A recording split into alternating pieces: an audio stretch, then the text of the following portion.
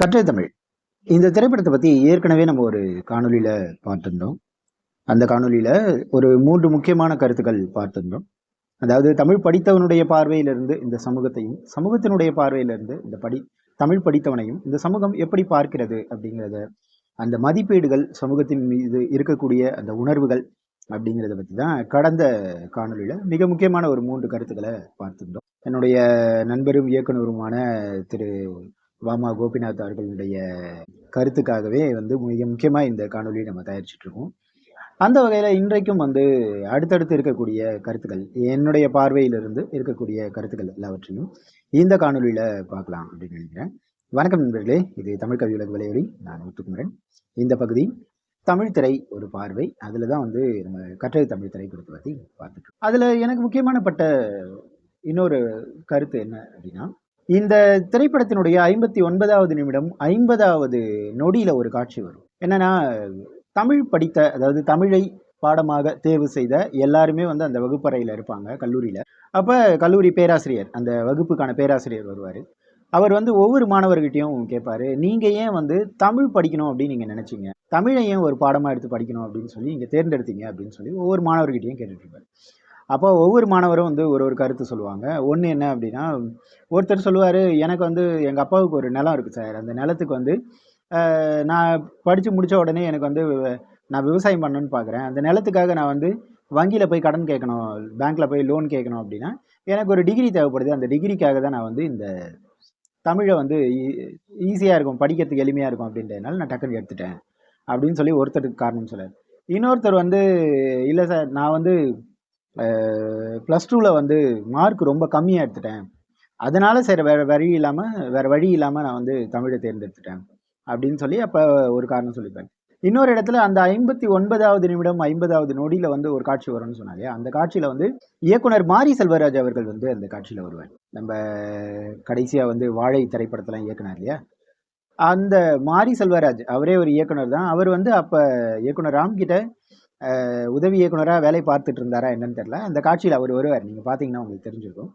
அப்போ அவர்கிட்ட இதே கல்லூரி பேராசிரியர், வகுப்பு பேராசிரியர் கேட்பாரு, நீ ஏன்பா தமிழ் எடுத்த அப்படின்னோடனே, இல்லை சார் நான் +2ல் 4 அட்டம்ப்ட்டு 4 பேப்பர் எனக்கு போயிடுச்சு, அதனால் எனக்கு அதுக்கப்புறம் வேறு எதுவும் பெருசாக கிடைக்காது அப்படின்றதுனால நான் தமிழ் எடுத்தேன் அப்படின்னு சொல்லுவார். அதுக்கப்புறம் அந்த கேள்வி நம்மளுடைய கதாநாயகனான பிரபாகர் கிட்ட வரும். பிரபாகரை பார்த்து அந்த ஆசிரியர் கேட்பாரு, நீ ஏன்பா தமிழ் எடுத்து தமிழ் படிக்கணும்னு எடுத்த அப்படின்னு கேட்டப்ப அவர் சொல்லுவார், இல்லை சார், என்னுடைய விடுதியில் இருந்த எனக்கு வார்டன் எங்கள் தமிழ் ஐயா, அவர் தமிழ் படித்தார், அதனால அவர்னாலேயே எனக்கு தமிழ் மீது ஒரு பெரிய ஈடுபாடு வந்துருச்சு, அதனால தான் நான் தமிழ் எடுத்து படிக்கணும் அப்படின்னு ஆசைப்பட்டேன் அப்படின்னு உடனே அவர் சொல்லுவார், அப்படியா அப்படின்னு உடனே, ஏன் வேற எதுவும் துறையெல்லாம் நீ தேர்ந்தெடுக்க வேண்டியதானே அப்படின்னு கேட்பாரு. ஏன் சார் தமிழ் படிக்கக்கூடாதா அப்படின்னாரு. அப்படின்னு சொல்லி அந்த பிரபாகர் அவர் கேட்பாரு. அவர் கேட்டவுடனே, ஆமாம் நீ +2ல் எவ்வளோ மதிப்பெண் அப்படின்னு கேட்பார். இவர் 1000க்கு மேலே சொல்லுவார். என்னது 1000க்கு மேலேயா, எங்கே உன்னுடைய மதிப்பெண் சான்றிதழ் கொடு அப்படின்னு சொல்லி ஆசிரியர் கேட்பாரு. உடனே இவரும் கொடுப்பாரு. அந்த மதிப்பெண் சான்றிதழை வாங்கி பார்த்தவுடனே அந்த பேராசிரியர் ஆச்சரியப்படுவார், இவ்வளோ நல்ல மார்க் எடுத்துட்டு நீ எதுக்கு தமிழ் படிக்க வந்த அப்படின்வாரு. அப்போ அவர் தான் கேட்டார், ஏன் அப்போ அவர் அப்போ பிரபாகர் கேட்பாரு, ஏன் சார் நல்ல மார்க் எடுத்தால் அவங்க தமிழ் படிக்கக்கூடாதா, நல்ல மார்க் எடுத்தால் வேற துறை தான் அவங்க தேர்ந்தெடுக்கணுமா அப்படின்னு சொல்லி கேட்டவுடனே, இல்லை நீ என்ன பண்ணுறேன்னா, இன்றைக்கே போயிட்டு வேற ஏதாவது ஒரு நல்ல கல்லூரியில் ஒரு டாக்டரோ இன்ஜினியரோ சேர்ந்துரு, நீலாம் தமிழ்லாம் படிக்க தேவையில்லை, இவ்வளோ நல்ல மார்க் எடுத்துட்டு நீ ஏன்ப்பா தமிழ் படிச்சுட்டு இருக்க அப்படின்னு சொல்லி அப்போ கேட்பாரு. அப்போ பிரபாகருக்கு பயங்கரமாக ஒரு மாதிரி கோவம் வந்துடும். அப்போ பிரபாகர் சொல்லுவார், இல்லை சார், நான் தமிழ் தான் படிக்க போகிறேன், எனக்கு தமிழ் தான் பிடிக்கும் அப்படின்ன உடனே இவர் என்ன பண்ணுவார், அந்த மார்க் ஷீட் அப்படியே மூஞ்சில் அடிச்சுட்டு, நீலாம் உனக்கெல்லாம் சொன்னால் புரியாது, பட்டாதான் நீலாம் தெரிஞ்சுப்ப அப்படின்னு சொல்லிட்டு முகத்தில் அடிச்சுட்டு அப்படியே போயிடுவார். அந்த காட்சி நம்மளுக்கு பார்க்கும்போது அப்படியே, தமிழ் படித்தோம் அப்படின்னா நம்ம இந்த சமூகத்தில் வாழ்வதற்கு பயனற்றவர்கள், எனக்கு பிடிச்சு நான் தமிழ் படித்தேன் அப்படின்னா கூட அது இந்த சமூகத்தால் ஒத்துக்கொள்ளவே படாது. ஒன்று இந்த சமூகத்தால் அந்த 4 பேர் 4 விதமான கருத்துக்கள் சொல்லியிருப்பாங்க. நம்ம தமிழ் படித்தவனை பார்த்தாலே இந்த கருத்துக்கள் இந்த சமூகம் நினைக்குது அப்படின்றத அந்த காட்சியில் ரொம்ப அழகாக சொல்லியிருப்பார். ஒன்று இவன் +2ல் மார்க் கம்மியாக வாங்கியிருக்கலாம், இல்லைன்னா +2ல் ஃபெயில் ஆகிருக்கலாம், இல்லை வேற ஏதோ ஒரு காரணத்துக்காக இது சொன்ன மாதிரி ஒரு விவசாய நிலம் இருக்குது, அதுக்கு ஒரு லோன் வாங்கணும், அதுக்கு ஒரு டிகிரின்னு ஒன்று வேணும், ஒரு பேருக்கு பின்னாடி டிகிரின்னு போட்டால் லோன் எளிமையாக கிடைச்சிரும் அப்படின்றதுனால நம்ம தமிழ் எடுத்து படிக்கலாம், ஏன்னா தமிழ் ரொம்ப எளிமையாக படிக்கலாம் அப்படின்ற ஒரு கருத்து இந்த சமூகத்தில் உலவிட்டு இருக்கு பார்த்தீங்களா, அந்த கருத்து. அதே மாதிரி வந்து நல்ல மார்க் எடுத்தா அவன் வந்து +2ல அவன் வந்து நல்ல மார்க் எடுத்தா அவன் வந்து தமிழ் படிச்சிருக்க மாட்டான். அப்போ தமிழ் படிச்சிருக்கானா அவன் நல்ல மார்க் எடுத்திருக்க மாட்டான், அவன் நல்லா படிக்காதவன், அவனுக்கு எதுவுமே தெரியாது, தத்தி அப்படின்னு நினைக்கக்கூடிய ஒரு சமூகத்தில் தான் நம்ம வாழ்ந்துட்டு இருக்கோம். அப்படிங்கிற ஒரு ஒரு ஒரு ஆழமான அழுத்தமான ஒரு வலியான ஒரு காட்சியை வந்து அந்த இடத்துல இயக்குனர் வச்சிருக்காரு. அதை பார்த்தப்ப எனக்கு ரொம்பவே வந்து இந்த கருத்தை வந்து கண்டிப்பாக பதிவு பண்ணணும் அப்படின்னு தோணுச்சு. அடுத்ததா ஒரு கருத்து இருக்கு. இன்னொரு காட்சியில, அதாவது படத்தினுடைய ஆரம்ப காட்சியில யுவான் சுவாங்காக இருக்கக்கூடிய கருணாஸை வந்து பிரபாகர் ஒரு 10,000 ரூபா நான் தரேன், வந்து நான் சொல்ற விஷயத்த வீடியோ எடு அப்படின்னு சொல்லி கூட்டிட்டு வந்திருப்பார். அது அந்த படத்தோட ஆரம்ப காட்சியிலே இருக்கும்.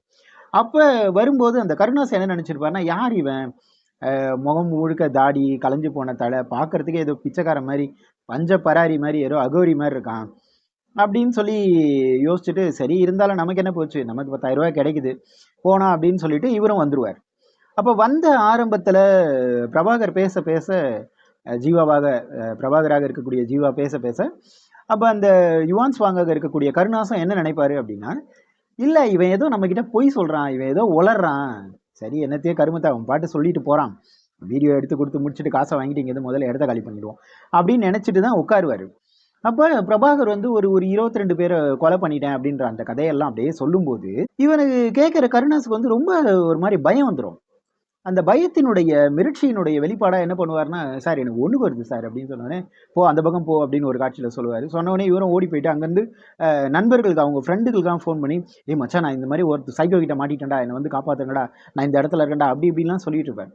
அப்போ பின்னாடியே வந்து ஜீவா வந்துடுவார். ஜீவா வந்தோடனே என்ன பண்ணுற அப்படின்னு கேட்டோடனே, இந்த மாதிரி வந்து இல்லை சார் இது ஒரு நிகழ்ச்சிக்காக ஒரு ஒத்திகை பார்த்துட்ருக்கேன் அப்படின்னா, நீ என்ன பண்ணுறேன்னு எனக்கு தெரியும், வாடா அப்படின்னு சொல்லி கூட்டிகிட்டு வந்துடுவார். கூட்டிகிட்டு வந்து உட்கார வச்ச அப்போ வந்து அந்த பயத்திலே வந்து உட்காந்துருப்பாரு.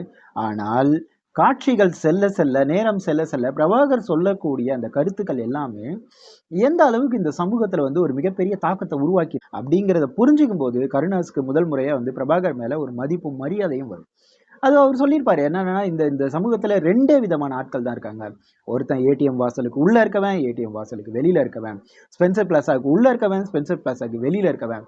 அப்போ ஒருத்தன் பணக்காரன், ஒருத்தன் ஏழை, இது மட்டும்தான் இந்த சமூகத்தில் இருக்குது அப்படிங்கிறத பற்றி அவர் சொல்லும் பொழுது, அப்போ மெல்ல மெல்ல வந்து இவர் பேசக்கூடிய கருத்துக்கள் எந்த அளவுக்கு ஆழமான அழுத்தமான சமூகத்தின் மீது தாக்கத்தை உண்டாக்கக்கூடிய கருத்துக்கள்.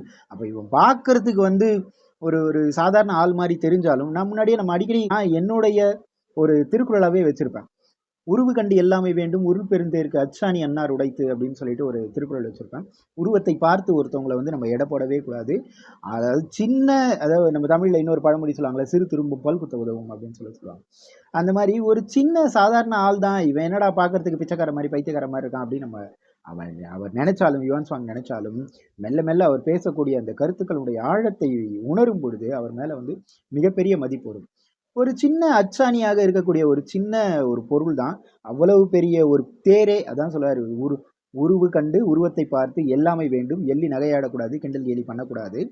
உருள் பெருந்தேருக்கு, உருண்டு செல்லக்கூடிய மிகப்பெரிய தேருக்கு அச்சாணி, அந்த ஒரு சின்ன அச்சாணி அன்னார் உடைத்து, அந்த அச்சாணி எப்படி வந்து சின்னதா இருந்தாலும் அதுதான் அவ்வளோ பெரிய தேரினுடைய பல்சக்கரத்தையே தாங்குதோ, அச்சாணியையே தாங்குதோ, அந்த மாதிரி தான் சாதாரண உருவத்தை பார்த்து ஒருத்தவங்களை இடப்படக்கூடாது.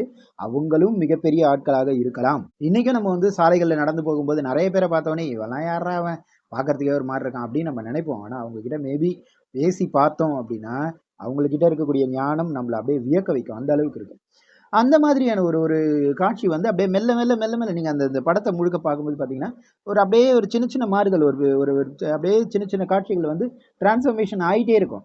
கருணாஸ் வந்து முதல் சாதாரணமாக நினைப்பார். அப்புறம் ஒரு கட்டத்தில், சார் சும்மா சொல்லாதீங்க சார், ஆகுனா அவளை கொண்டுட்டேன், இவ்வளோ கொண்டுட்டேன், இப்படி பண்ணிட்டேன் அப்படி பண்ணிட்டேன்னு சொல்லிகிட்டே இருக்கீங்க அப்படின்லாம், அதெல்லாம் நம்புற மாதிரியா இருக்குது சார் அப்படின்லாம் சொல்லிகிட்டே இருப்பார். ஆனால் அவர் உண்மையிலேயே ஒரு கட்டத்தில் இவர் சொல்லக்கூடிய விஷயங்கள் எல்லாத்தையும், ஏன் கொன்னேன், எதுக்கு கொன்னேன், எப்படிலாம் பண்ணேன், என்ன மாதிரியான இந்த சமூகத்தில் ஏற்றத்தாழ்வுகள் இருக்குது, ஏன் ஏற்றத்தாழ்வுகள் இருக்குது, யாரால் இருக்குது, இதெல்லாம் மாற்றுறதுக்கு என்னது அப்படின்றத பற்றியெல்லாம் அவர் சொல்ல சொல்ல கருணாஸுக்கு வந்து அப்படியே மனசுக்குள்ளே தோணும், ஐயோ இவங்கிட்ட ஏதோ ஒரு விஷயம் இருக்குது, நம்ம சாதாரணமாக நினச்சி இவன் கூப்பிட்ட உடனே நம்ம வந்துட்டோம், ஆனால் இவன் சொல்லக்கூடிய விஷயங்கள் பெருசு அப்படின்னு நினச்சி அப்புறமா மெல்ல மெல்ல அவர் மேலே இருக்க மரியாதை கூடும்.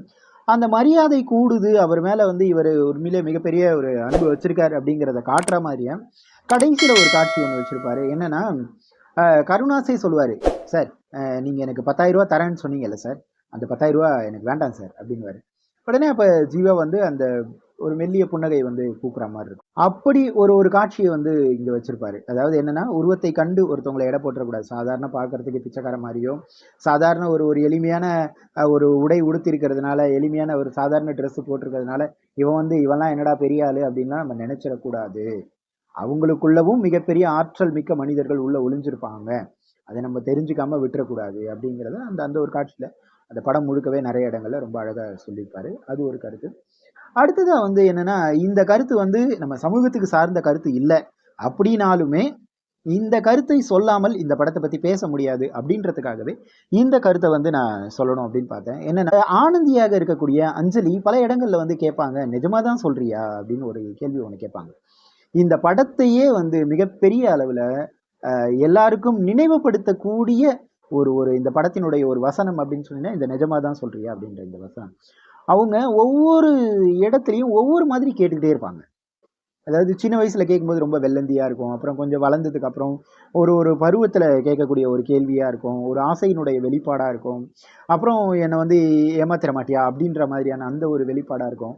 ஆனா கடைசியில ஆனந்திய வந்து ஒரு ஒரு வேசியா ஒரு ஒரு ஒரு இடத்துல இவர் வந்து பார்ப்பாரு. பார்த்தப்ப அப்போ வந்து என்ன பண்ணுவாருன்னா, ஆனந்திய கூட்டிக்கிட்டு வா போலாம் அப்படின்னு சொல்லிட்டு வெளியில வரும்போது, இந்த வாழ்க்கை நமக்கு தேவையில்ல அப்படின்னு சொல்லிட்டு சொல்லும்பொழுது, அப்ப உண்மையிலேயே வந்து அப்போ ஒரு கேள்வி கேட்பாங்க. ரொம்ப ஒரு மாரி உடைஞ்சு போன ஒரு குரல்ல கேட்பாங்க. "நிஜமா தான் சொல்றியா?" அப்படின்னு சொல்லி. அந்த காட்சிய பார்த்த நம்ம எல்லாருக்குமே நிச்சயமா கண்ணு கலங்கிடும். எனக்குமே வந்து அந்த இடத்துல கண்ணு கலங்கிருச்சு. அப்படி ஒரு காட்சி. அதாவது என்னன்னா, என்னை ஒரு வேசியாக பார்த்த பிறகும், என்னை நேசிக்கக்கூடிய ஒரு அன்புங்கிறது உன்கிட்ட இருக்குல்ல. இந்த அன்பு எனக்கு காலத்துக்கும் கிடைக்குமா? அப்படிங்கிற மாரி அந்த ஒரு ஏக்கத்துல, அவங்க கேட்கக்கூடிய அந்த அந்த அந்த ஒரு நிஜமா தான் சொல்றியா? அப்படின்னு அந்த உடைஞ்ச குரல்ல கேட்கக்கூடிய அந்த வார்த்தைகள கேட்கும்போது, நம்மள அறியாம நம்ம கண்ல தண்ணி வந்துரும். அப்படிப்பட்ட ஒரு ஒரு அன்பு. இன்னமுமே சொல்லணும் அப்படின்னா, தமிழ் படித்தவனுக்கு வந்து அந்த உணர்வுகள் தெரியும். அந்த மொழியை படித்தவனுக்கு, அறிவியல் படித்தவனுக்கோ, கணிதம் படித்தவனுக்கோ தெரியாத உணர்வுகள் கூட, மொழி படித்தவனுக்கு அந்தந்த மொழி படித்தவனுக்கு அந்த உணர்வு தெரியும். இன்னொரு உயிரினுடைய வலி தெரியும். அதுதான் "வாடிய பயிரை கண்டபோதெல்லாம் வாடினேன்" அப்படின்னு சொன்ன அந்த ஒரு வரி இருக்குல்ல.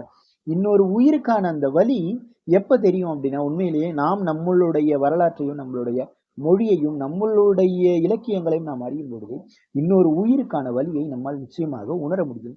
அப்படிங்கிறது அந்த இடத்துல வந்து ரொம்ப அழகா சொல்லியிருப்பாங்க. அந்த காட்சியை அதாவது அதற்கு முன்னாடி எத்தனையோ இடங்கள்ல வந்து அஞ்சலி வந்து நிஜமா தான் சொல்றியா? நிஜமா தான் சொல்றியா? அப்படின்லாம் கேட்டிருப்பாங்க. ஆனால் அந்த இடத்துக்கு அந்த ஒரு ஒரு குறிப்பிட்ட அந்த ஒரு காட்சி வரும்போது, நம்மள அறியாம நம்மளோட மனசு அப்படியே உடைஞ்சு போயிடும் அப்படின்னே சொல்லலாம். அப்படிப்பட்ட ஒரு அற்புதமான ஒரு காட்சி அது. அந்த காட்சி இது வந்து சமூகம் சார்ந்த ஒரு கருத்து இல்ல, சமூக மதிப்பீடு இல்ல அப்படின்னாலுமே, உணர்வு சார்ந்த ஒரு ஒரு ஒரு விஷயம் அப்படிங்கிறதுனாலயே இந்த கருத்தை வந்து நான் பதிவு பண்ணணும்னு நினைச்சேன். இன்னொன்னு என்னன்னா, இந்த கருத்தை பதிவு செய்யாமல் கடந்து போறோம் அப்படின்னா, நம்ம கற்றது தமிழையே பேசவே இல்ல அப்படின்னு கூட நம்ம வந்து பொருள் எடுத்துக்கலாம். ஏன்னா அப்படி ஒரு அவ்வளவு ஒரு அழுத்தம் திருத்தமான உணர்வுபூர்வமான ஒரு ஒரு வரி அது. நிஜமா தான் சொல்றியா? அப்படிங்கிற அந்த வரி. நாமளே வந்து திரும்ப நீங்க இந்த அந்த படத்தெல்லாம் பார்க்கும்போது, உங்க உங்க கண்ணுக்கு முன்னாடி இப்ப நான் சொல்லக்கூடிய இந்த விஷயங்கள் எல்லாமே வந்து போகும். அப்படிப்பட்ட ஒரு அற்புதமான ஒரு காட்சி நிறைந்த அந்த திரைப்படம் அது. அடுத்ததா எனக்கு தோன்றின ஒரு காட்சி அப்படிங்கிறது, தமிழ் படித்தவன் மட்டுமல்ல, பொதுவாகவே அந்தந்த மொழியினுடைய, அந்தந்த இலக்கியத்தினுடைய, அந்தந்த சமூகத்தை சார்ந்து சமூகத்தின் மீது அக்கறை இருக்கக்கூடிய ஒருவனாக இருந்தால், அவனை இந்த சமூகம் நிச்சயமாக ஒதுக்கி வைக்கிறது. ஏனென்றால் இந்த சமூகம் வந்து வளர்ச்சி என்கிற ஒரு ஒரு ஒரு பாதையில் நடந்து போய் கொண்டிருக்கக்கூடிய அந்த பாதையில் இவனுடைய பார்வையில் பார்க்கும்போது அது எதுவுமே வளர்ச்சி என்பதாக இருக்கவே இருக்காது. இன்னைக்கு நம்ம வந்து வளர்ச்சி அப்படிங்கிற பேர்ல வந்து எவ்வளவோ விஷயங்களை வந்து நம்ம நம்ம வந்து இயற்கை வளங்களை அழிச்சிட்டு இருக்கோம். நம்மளோட மனிதர்களை இழந்துட்டு இருக்கோம். உண்மையிலேயே சொல்லணும் அப்படின்னா, வளர்ச்சி என்பது நம்ம எங்கு கொண்டு வந்து நிறுத்தி இருக்கிறது அப்படின்னா, நம் சக மனிதர்களை இழந்து போகக்கூடிய ஒரு இடத்தில் நம்மை நிறுத்தி இருக்கிறது. சுயநலமாக மட்டுமே நீ இருந்து விடு. நீ இன்னொருவனை பார்க்கவே பார்க்காத. உன் குடும்பம், உன்னுடைய வாழ்க்கை, உன்னுடைய மனைவி, உன்னுடைய பிள்ளைகள், உன்னுடைய அப்பா அம்மா இவங்களோடவே இருந்துரு. இன்னும் சொல்லப்போனா அப்பா அம்மாவை கூட மறந்து போகக்கூடிய ஒரு சமூகத்தில் தான் நாம இருக்கிறோம். அப்பா அம்மா கூட தேவையில்லை, என் குழந்தை, என் பொண்டாட்டி, என் குடும்பம் இதோடவே நான் இருந்துக்கிறேன், இவ்வளவுதான் என்னுடைய வாழ்க்கை அப்படின்னு சொல்லக்கூடிய ஒரு இடத்துல வந்து இன்னைக்கு நம்ம இருந்துட்டு இருக்கோம் அப்படின்னு இந்த இந்த சமூகத்துல எந்த அளவுக்கு நம்ம வந்து பின்தங்கி போயிருக்கோம். அதாவது ஒரு காலத்தில் வந்து எந்த வசதிகளுமே இருந்திருக்காது எந்த குடும்பத்திலையும். ஆனால் அப்படிப்பட்ட காலத்தில் ஒரு குடும்பத்துல 10 பேர் 20 பேர் ஒண்ணா கூட்டு குடும்பமா வாழ்ந்து இருப்போம். ஆனால் இன்றைக்கு இருக்கக்கூடிய காலகட்டங்கள்ல எல்லா வசதிகளுமே வந்துருச்சு. ஆனால் ஒரு வீட்ல அதிகபட்சம் 5 பேர் இருந்தால் அது பெரிய விஷயமா இருக்கு. அப்படிப்பட்ட ஒரு காலத்தில் வந்திருக்கோம். எதுக்காக இதை நான் சொல்ல வந்தேன் அப்படின்னா, இந்த வாழ்க்கை, இந்த மொழியை, இந்த கலை, இந்த இலக்கியம் எல்லாமே நமக்கு கற்றுக் கொடுப்பது, முதல் முதல் நமக்கு கற்றுக் கொடுப்பது என்னன்னா, சக மனிதனுடைய எதிரில் இருக்கக்கூடிய உயிரினுடைய வலிகளை, உணர்வுகளை புரிந்து கொள். அதற்கு நீ வந்து ஒரு சிறந்த தீர்வாக இரு அப்படிங்கிறது தான் வந்து இந்த வாழ்க்கையும் இந்த இலக்கியமும் நமக்கு கற்றுக் கொடுக்குது.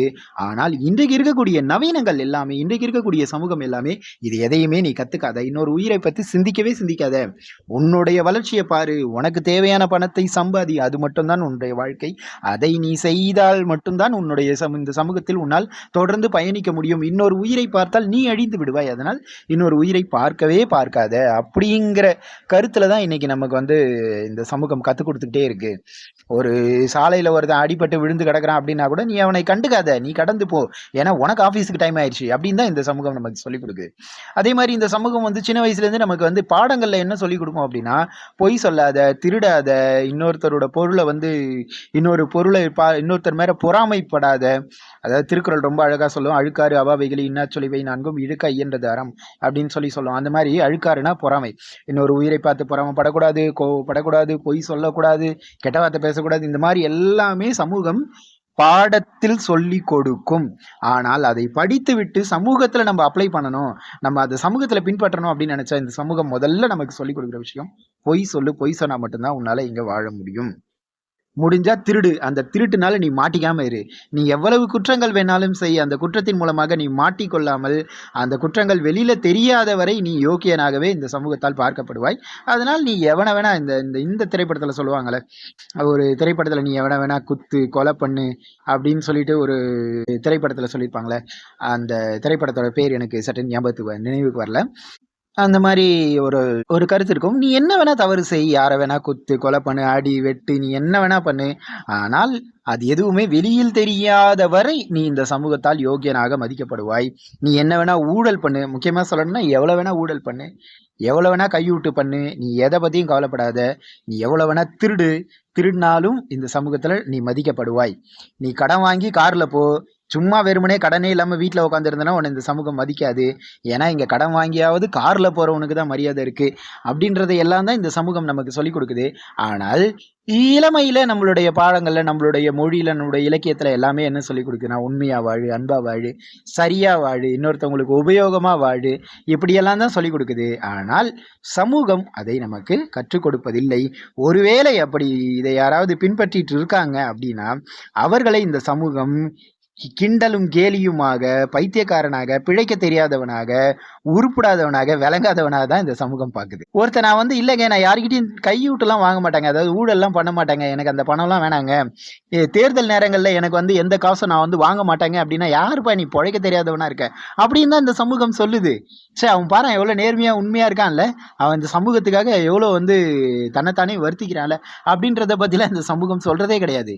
நீ என்ன வேணா பண்ணு, ஆனால் நீ பணம் வச்சுக்கிட்டேன்னா உனக்கு இந்த சமூகத்தில் தானே அந்தஸ்து கிடைக்கும். நீங்கள் குடும்பத்தில் கூட பாருங்களேன், அதாவது என்னன்னா, ஒருத்தன் உண்மையா நேர்மையா சரியா அன்பா இருப்பான், அதை பத்திலாம் இந்த குடும்பத்துக்கு கவலையே இருக்காது. இன்னொருத்தன் குடியாரனா இருப்பான், என்ன வேணா யாரையும் மதிக்காதவனா இருப்பான், ஆனால் அவன் ஒரு நாளைக்கு 1000 ரூபா சம்பாரிச்சுட்டு வந்து கொடுப்பான், அவ்வளவுதான். அவனை ஒட்டுமொத்த குடும்பமே தூக்கி தலையில வச்சு கொண்டாடிட்டு இருக்கும். நான் உண்மையா இருக்கேங்க, நான் நேர்மையா இருக்கேங்க, இருந்துட்டு போ, யாருக்கு வேணாம் அப்படின்னு சொல்லி இந்த படம் சூதுகவும் திரைப்படத்துல சொல்லாதுமா, தலைவரே இதை நான் வன்மையா கண்டிக்கிறேன், கண்டிச்சுக்க, யார் அவங்க கண்டிப்பை கேட்டா அப்படின்னு சொல்லி ராதாரவி சொல்லுவார். நீங்க பார்த்துருந்தீங்கன்னா தெரிஞ்சிருப்பா. அந்த மாதிரி நீ இருந்துட்டு போ, அப்படி இருக்கனே நீ அப்படியே ஒரு ஓரமா இருந்துட்டு போப்பா, நாங்க முன்னேறி போயிட்டே இருக்கோம் அப்படின்னு சொல்லி இந்த சமூகம் முன்னேறி அதாவது முன்னேற்றம், வளர்ச்சி அப்படின்றது எல்லாமே இன்னொருத்தனுடைய வீழ்ச்சியில் தான் வளர்ச்சி அப்படிங்கிறதே வந்து இந்த சமூகம் பார்க்குது. ஆனால் யாது முறை யாவரும் கேளீர் அப்படிங்கிறதெல்லாம் நம்ம வந்து மதிக்கிறதே கிடையாது. ஆனால் அப்படி மதிக்கக்கூடிய ஒருத்தனை நம்ம பைத்தியக்காரங்களா தான் பார்க்குறோம். அது இந்த திரைப்படத்தில் வந்து நிறைய இடங்கள்ல சொல்லியிருப்பாங்க. நிறைய இடங்கள்ல வந்து பிரபாகர் வந்து ரொம்ப நேர்மையா, உண்மையா, சரியா, அன்பா இருப்பாரு. ஆனா பிரபாகரை மதிக்கவே மாட்டாங்க. அவர் வந்து அவருடைய நண்பராக இருக்கக்கூடிய நாராயணன் வந்து ஒரு ஒரு ஒரு காட்சியில வந்து பாத்தீங்கன்னா சொல்லுவாரு, அங்க இருக்கா பாரு ஒருத்தி 3 லட்சம் ரூபா வாங்கிட்டு இருக்கா, அவளுக்கு எனக்கு தான் போட்டியுமே. அப்படின்னா பணம் சம்பாதிக்கிறது தான் எங்களுடைய மெயினான குறிக்கோளை தவிர வந்து நல்ல வாழ்க்கை வாழறதுலாம் எங்களுடைய குறிக்கோள் கிடையாது அப்படிங்கிறத வந்து ரொம்ப அழகா போற போக்கில் வந்து சொல்லிட்டு போயிருப்பாங்க. அந்த அந்த மாதிரியான காட்சியை வந்து இந்த திரைப்படத்துல இயக்குனர் வச்சிருப்பாரு. அதே மாதிரி இன்னொரு காட்சி வந்து பிரபாகர் வந்து யுவான் சாங் கிட்ட கருணாஸ் கிட்ட ஒரு சொல்லுவாரு, 2000 கிலோமீட்டர் தாண்டி வந்து டிராவல் பண்ணி வந்து 2 நாள் தூக்கம் இல்லாம என்ன நடக்குனே தெரியாம மனிதர்களையே தெரியாம இப்படிப்பட்ட ஒரு வாழ்க்கையில நம்ம ஒரு ஒரு பெண்ணை தேடி வந்து நின்ன பிறகு அவ நம்ம கிட்ட கேக்குறா, நீ ஏன் வந்த அப்படின்னு சொல்லி கேட்டா உங்களுக்கு எப்படி சார் இருக்கும் அப்படின்னு சொல்லி வந்து கருணாஸ் கிட்ட வந்து பிரபாகர் கேட்டிருப்பார். ஜீவா கேட்பார். ஜீவா கேட்டவனே கருணாஸ் சொல்லுவார், சார் அவட அப்படியே சிவ்ல சேர்த்து 4 அப்படியே கழுத்தை நெரிச்சு சாவடிக்கலான்னு தோணுது சார், கொண்டுலாம் தோன்றும் சார் அப்படின்னு சொல்லியிருப்பார். அப்போ வந்து அதுதான் சார் எனக்கும் நடந்துச்சு அப்படின்னு சொல்லி ஜீவா வந்து சொல்லியிருப்பாரு. என்னன்னா ஜீவா வந்து சென்னையில இருப்பாரு. ஆனால் ஆனந்தி வந்து மகாராஷ்டிராவுக்கு போயிடுவாங்க. மகாராஷ்டிராலையும் தாண்டி ஒரு இன்டீரியரா ரொம்ப உள்ள இருக்க ஒரு ஒரு குக்கிராமத்துல இருப்பாங்க. அங்க வந்து எந்த வசதிகளுமே இருக்காது. அப்படிப்பட்ட ஒரு கிராமத்துல இருப்பாங்க. அந்த இடத்துக்கு வந்து ஜீவா 2000 கிலோமீட்டர் தாண்டி போய் தேடி அவங்க வீட்டுல போய் அவளை போய் பார்ப்பாரு, ஆனந்தியை போய் பார்ப்பாரு. பார்த்தப்ப ஆனந்தி கேட்கக்கூடிய முதல் கேள்வி, நீ ஏன் வந்த அப்படிங்கிறது தான் இருக்கும். நீ ஏன் வந்த அப்படின்னு சொல்லி கேட்பா. அப்ப வந்து உடஞ்சு போயிடுவாரு. ஆனால் அதுக்கப்புறம் அவங்க அம்மா அவங்க மாமாலாம் வெளியில போனதுக்கு அப்புறம் கூப்பிட்டு இந்த மாதிரி ஆனந்தி சொல்லுவாங்க, நான் இந்த மாதிரி இவ்வளவு பிரச்சனைக்கு நடுவில் வாழ்ந்துட்டு இருக்கேன், எங்க மாமாவோட தயவுல தான் வாழ்ந்துட்டு இருக்கோம், அதனால தான் நான் வந்து அந்த மாதிரி ஒரு கேள்வியை கேட்டேன் அப்படின்லாம் சொல்லுவாங்க. ஆனால் இந்த மாதிரி ஒரு கேள்வியை கேட்கக்கூடிய அந்த தருணத்தில் நம்மளுடைய இதயம் உடைந்து போகக்கூடியதை நம்மால வந்து உணர முடியும். ஏன்னா நம்ம வந்து நிறைய பேருக்கு வாழ்க்கையில வந்து ரொம்ப உண்மையா இருந்திருப்போம். வடிவேல் ஒரு படத்துல சொல்லாருல, அவங்க அடிச்சிருந்தா கூட இப்படி அடிச்சிருக்க மாட்டானுங்க போல இருக்கு, நான் ரொம்ப உண்மையா இருந்துட்டேனே அப்படின்னு சொல்லி ஒரு ஒரு நகைச்சுவையில சொல்லுவாரு. அப்ப நம்ம ரொம்ப உண்மையா இருப்போம், அவங்களுக்காக நம்ம வந்து எதையும் இழக்க தயாரா இருப்போம், எல்லாவற்றையும் விட்டு விட்டு அவர்களுக்காக இந்த வாழ்க்கையே துறந்து விட்டு அவர்களை நாடி அவர்களோடு வாழ்ந்து விட முடியாதா என்று ஏங்கக்கூடியவர்களாக இருப்போம். ஆனா அவங்க நம்மள ஒரு பொருட்டா கூட மதிக்க மாட்டாங்க, நம்மள ஒரு ஒரு ஆளா கூட மதிக்க மாட்டாங்க. நீ இருந்தாரு இருக்காகிட்டி போ, பரவாயில்ல, நீ இல்லைனாலும் என்னோட வாழ்க்கையை நான் தொடரதான் போறேன் அப்படின்ற ஒரு மனநிலையில இருப்பாங்க. அப்படிப்பட்ட இருக்கக்கூடிய அந்த மனிதர்கள், இது இன்னைக்கு நிறைய வந்து சொந்தக்காரங்களுக்கு நடுவில் இதுதான் நடக்குது, இந்த சமூகத்துக்கு நடுவில் இப்படிதான் நடக்குது. நீங்க இன்னொன்னு என்னன்னா, இந்த சமூகத்தால அனாதைகள் என்று நம்ம தெருவுல பார்க்கக்கூடிய பல பேர் வந்து உண்மையிலே எதனால அனாதையா இருப்பாங்க அப்படின்னா, சொந்தக்காரங்க இல்லாததுனால அனாதை ஆயிருக்க மாட்டாங்க, சொந்தக்காரங்களாலதான் அனாதையாவே ஆக்கப்பட்டிருப்பாங்க. நீங்க நிறைய பேரை கூப்பிட்டு உட்கார வச்சு வீதியில இருக்கக்கூடிய பல பேர் நீங்க அவங்க பாட்டு ஒரு தனியா உட்காந்துருப்பாங்க, எதையோ வெறிச்சு பார்த்து உட்காந்துருப்பாங்க. அவங்க கூட உட்காந்து நீங்க வந்து சும்மா ஒருவேளை வாய்ப்பு இருந்தால் பேசக்கூடிய வாய்ப்புகள்லாம் இருந்தால் அவர்களோட பேசினால் நமக்கு தெரியும்.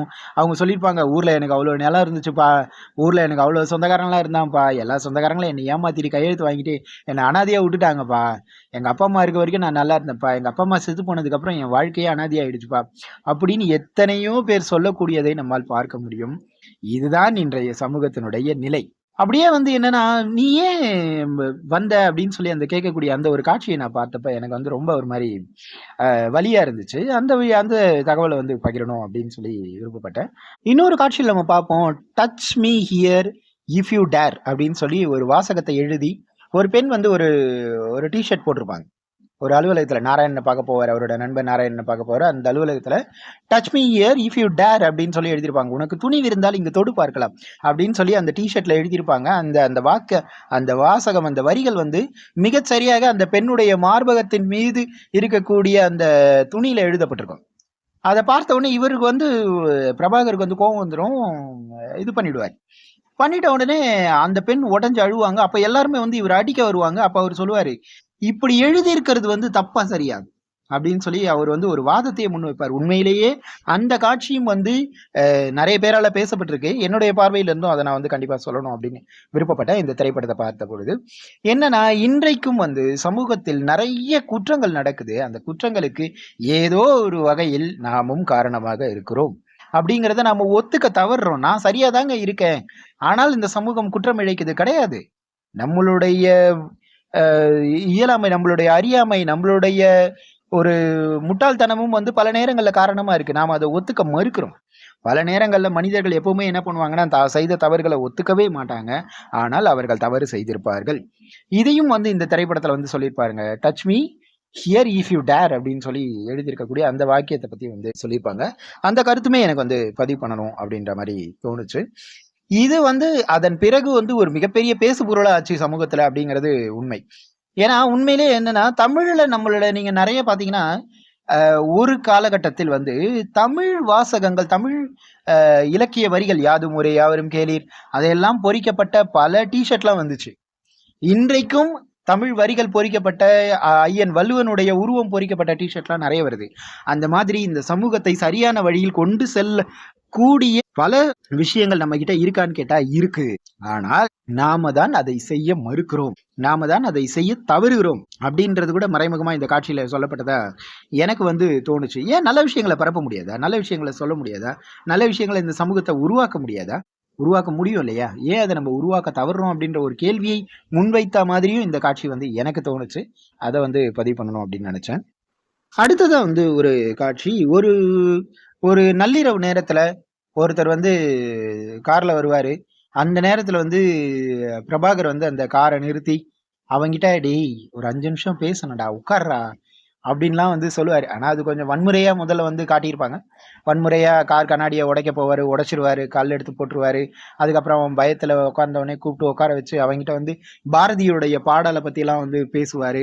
சொல்லிட்டு அவன் என்ன வேலை பார்க்கறான் அப்படின்னோடனே 40,000 ரூபாய் சம்பளம் வாங்குறான், ஐடில வேலை பார்க்கறேன், என்ன பண்றேன்னா, அப்ப அவன் வந்து இங்கிலீஷ்ல பேசுவான், அவனுடைய பேரை மாத்தி வச்சுப்பான். இதெல்லாம் பண்ணும்போது அப்போ அவர் வந்து சொல்லுவாரு, ஓ அப்போ நீங்க வந்து 40,000 ரூபாய் சம்பளம் கொடுக்குற மாதிரி இருந்தா உன் பேரை மாத்திப்ப, இன்னும் உனக்கு சம்பளம் ஏத்தி கொடுத்தா உங்க அம்மா பேரையே மாத்திடுவ, எல்லாத்தையும் மாத்திடுங்க, இப்படி எல்லாத்தையும் மாத்தினே போனீங்கன்னா அப்புறம் எதாண்டா மிச்சம் வைப்பீங்க அப்படிங்கிற மாதிரி ஒரு கேள்வி வந்து கேட்டிருப்பாரு. இது வந்து ஒரு மிகப்பெரிய இந்த சமூகத்தை பார்த்து வைக்கப்பட்ட ஒரு மிகப்பெரிய கேள்வி. என்ன அப்படின்னா, நாம் எல்லாத்தையும் இழந்துகிட்டே இருக்கோம். நம்மளுடைய தாய்மொழியை இழந்துட்டு இருக்கோம், நம்மளுடைய பண்பாடு, கலை, இலக்கியம், நம்மளோட நாகரிகம், நம்மளோட உணவு முறைகள், பழக்க வழக்கங்கள், உறவு முறைகள் எல்லாத்தையுமே இழந்துகிட்டே இருக்கோம். அப்புறம் நம்ம எதை தான் மிச்சம் வைப்போம்? இன்னைக்கு கேட்டா நான் தமிழன்டா, என்ன தமிழன்டா, அவனை உட்கார வச்சு ஒரு ஒரு ஒரு 10 திருக்குறள், ஒரு 20 திருக்குறள் சொல்றா அப்படின்னு கேட்டா அவனுக்கு சொல்ல தெரியாது. ஆனா கேட்டா நான் தமிழன்டா அப்படின்னு டிஷர்ட்ல எல்லாம் போட்டு சுத்திட்டு இருப்பாங்க.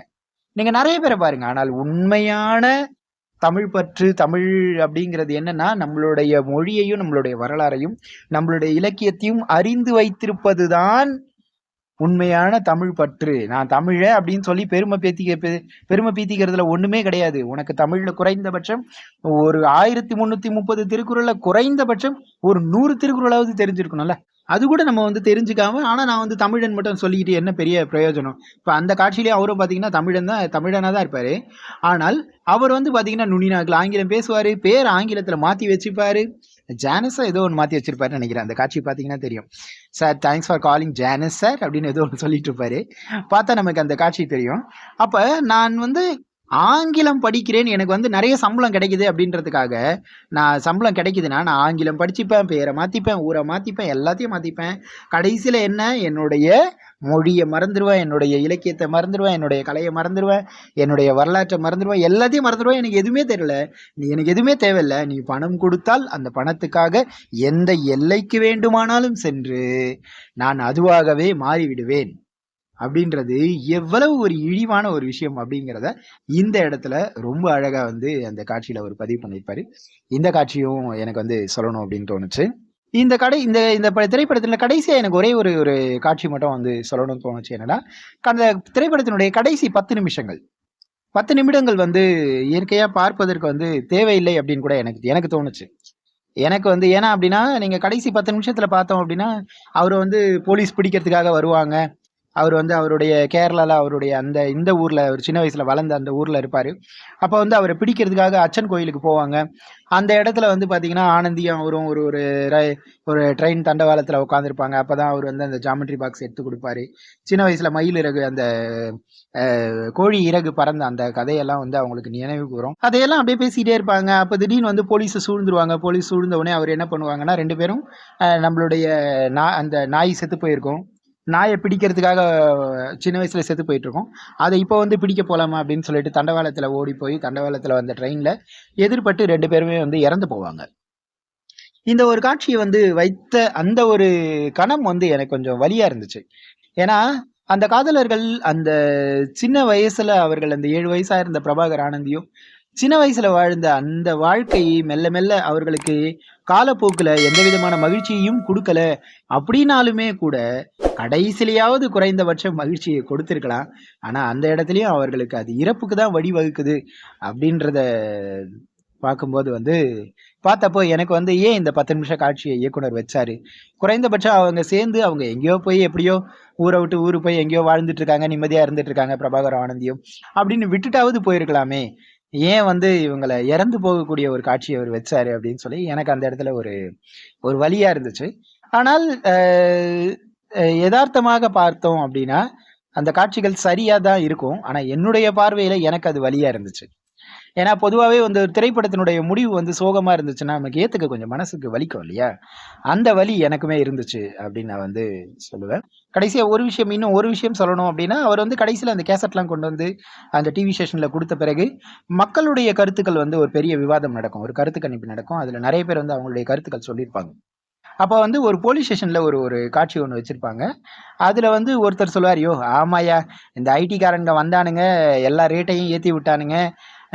நம்மலாம் வந்து இத்தனை வருஷம் வேலை பார்க்குறோம். நமக்கு வெறும் 20,000 தான் சம்பளம். இவனுங்க வந்தவனே ₹2,00,000 சம்பளம் வாங்குறானுங்கய்யா. அ நம்ம ஏட்டுடைய பையன் வந்து ஏடே வந்து ₹20,000 தான் வாங்குறாரு. ஏடுடைய பையன் ஐடிஐ படிச்சா இன்னைக்கு அவன் ₹2,00,000 சம்பளம் வாங்குறாய்யா. எப்படி இருக்கு பாரியா வாழ்க்கை?" அப்படின்ற மாரிலாம் ஒரு ஒரு விதைச்சிருப்பாங்க. அதுல இன்னொருத்தர் வந்து ஒரு காட்சிய சொல்லியிருப்பாரு.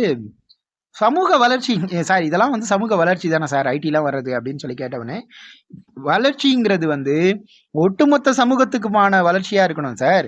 உடம்போடைய ஒரு பகுதி மட்டும்தான் வளர்ச்சி அடையுது அப்படின்னா அது நோய். இப்ப கால் மட்டும்தான் வளர்ச்சி அடையுது அப்படின்னா அது வளர்ச்சி கிடையாதுங்க. அது யானைக்கால் நோய்.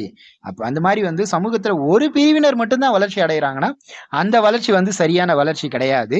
எல்லா பிரிவினரும் வளர்ச்சி அடைய வேண்டும். அதுதான் ஒரு சரியான வளர்ச்சி அப்படின்ற ஒரு காட்சியை வச்சிருப்பாங்க. இது வந்து சமூகத்துல மிகப்பெரிய விவாதத்தை உருவாக்கி இருக்கும். இந்த விவாதம் காலத்துக்கும் தொடரணும். அதுக்காக தான் இந்த திரைப்படமே எடுக்கப்பட்டது. திரைப்படம் எடுக்கப்பட்டதுக்கான மிக முக்கியமான ஒரு நோக்கமே இந்த ஒரு கருத்தை சொல்றதுக்காக தான் எடுக்கப்பட்டது அப்படின்றதுனால இந்த கருத்தையும் வந்து இங்க மிக முக்கியமா பதிவு பண்ணணும் அப்படின்னு நினைச்சேன். இந்த பகுதி இதோட முடியுது. இந்த பகுதி பற்றின உங்களுடைய கருத்துக்களை எனக்கு மறக்காம தெரியப்படுத்துங்க. இந்த பகுதி உங்களுக்கு பிடிச்சிருந்தது அப்படின்னா இந்த பகுதிக்கு வந்து ஒரு விருப்பம் லைக் பண்ணுங்க. பிடிக்கலனாலும் பரவாயில்ல, டிஸ்லைக் பண்ணுங்க. இந்த பகுதியை உங்களுக்கு தெரிந்த மற்றவர்களுக்கும் மறக்காம பகிருங்க. நம்மளுடைய தமிழ் கவியுலக வலையொலிக்கு இப்பதான் முதன் முறையா வந்திருக்கீங்க அப்படின்னா மறக்காம நம்மளுடைய தமிழ் கவியுலக வலையொலியை வாடிக்கை சப்ஸ்கிரைப் பண்ணி வச்சுக்கோங்க. இன்னும் இது மாதிரியான நிறைய திரைப்படம் சார்ந்த, சமூகம் சார்ந்த, வாழ்வியல் சார்ந்த நிறைய கருத்துக்கள் நம்மளுடைய தமிழ் கவியுலக வலைவலியில தொடர்ந்து வந்துட்டே இருக்கும். தொடர்ந்து இணைந்திருப்போம் உறவுகளே. இதுவரை நீங்கள் கொடுத்து கொண்டிருக்கக்கூடிய மேலான பேராதரவுக்கு மிக நன்றி. மற்றும் ஒரு இனிய சரியான ஒரு பகுதியில் சந்திப்போம். நன்றி, வணக்கம் உறவுகளே.